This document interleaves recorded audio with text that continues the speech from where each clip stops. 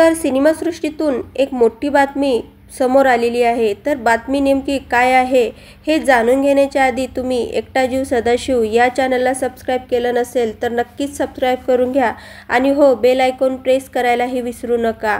तर बातमी अशी आहे की गाढवाचं लगन याच्यामध्ये गंगीची भूमिका करणारी अभिनेत्री याचं दुर्दैवी निधन झालेलं आहे। लोककलावंत प्रभा शिवेकर यांचे निधन झालेले आहे। वयाच्या 81व्या वर्षी त्याने अखेरचा श्वास घेतला। गाढवाचं लगन या वगगटात त्यांनी गंगीची भूमिका साकारली होती। पिंपरी येथील एका खाजगी रुग्णालयात त्यांच्यावर उपचार सुरू होते।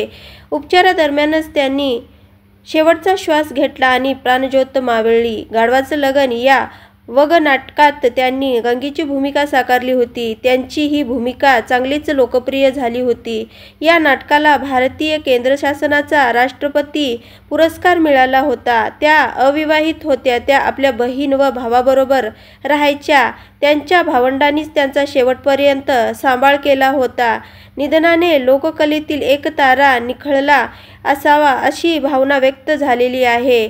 या नाटकाच्या सिक्वेन्समधूनच गाढवाचं लगन हा चित्रपट सादर करण्यात आलेला होता। संगीत नाट्य अकादमीने प्रभा शिवेकर यांचा 1974 मध्ये तत्कालीन राष्ट्रपतीच्या हस्ते राष्ट्रीय पुरस्कार देऊन सन्मानित केलं, तर राज्य शासनाने विठाई नारायणराव पुरस्कार देऊन गौरव केला होता। ज्येष्ठ साहित्यकार प्रभाकर ओव्हाळ यांनी एका गंगीची कहाणी हे प्रभा शिवेकर यांचे जीवनपट उघडकीस दाखवलं चरित्रकथा लेखन केलेलं आहे। प्रभा शिवेकर यांनी वग सम्राट दादू इंदुरीकर, अभिनय सम्राट शंकरराव शेवणेकर, शाहीर अमर शेख, विठाबाई नारायणरावकर, रघु खेडेकर, कांताबाई सातारकर, तुकाराम खेडेकर आणि चंद्रकांत ढवळीपुरीकर यांच्याबरोबर साकार केलेल्या भूमिका अजय अमर ठरल्या आहेत आणि अजय अमर झालेल्या आहेत।